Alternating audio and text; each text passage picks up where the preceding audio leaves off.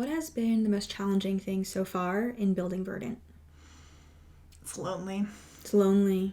Which part? The founder part or the women's health part or something else? I'm like, lonely? What type of lonely are you? I've never met her. What kind of lonely? Tell me more. Tell me about the inner depths to your despair, please. Yeah, why are you lonely?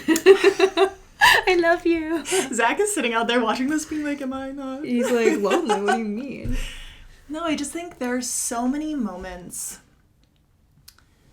where you look at yourself and you go, do I have a right to do this? And I think it's like legacy feelings of before I came to business school and not knowing if I could bridge the gap and make the move. But every time I'm on a call, 9 out of 10 people are like, I hear your idea, it's been done before, or it's not needed, or this isn't going to work because of X. And the only person who is going to cheer you up is looking in the mirror and being like, I have raw belief in myself that this is a problem that I have personally felt and that my friends have. And selfishly, I'm just building something to improve our lives. And I think a lot of other women's too. But having your sole source of encouragement, like at its deepest level, of course I can call my mom and my friends and you all will hype me.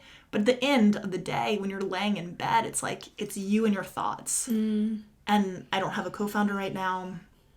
Doing this from scratch alone, it can have those isolating moments. Totally. I talked to one of my former managers last week, and he's like a very like meditative, thoughtful person.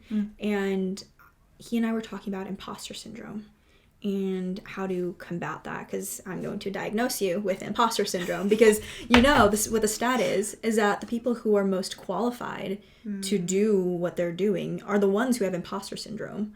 So I'm going to put you in that bucket. I'm imposter syndrome positive. You are. The test has come back and you are imposter syndrome positive. So something, I don't know if it's a mantra, but what my former manager said was that you are right where you need to be. And there is no way you can mess this up. Do you feel lonely as an entrepreneur? Yes, but I think I've gotten to the point, and I haven't always been here, that it excites me.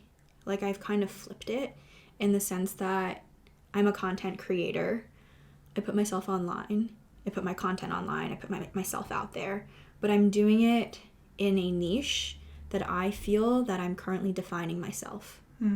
And in a way it's lonely, but the other side of that, it's quite liberating. I'm like, there are no rules. Like, where can this podcast go? Who knows? Like, From lonely to liberating. The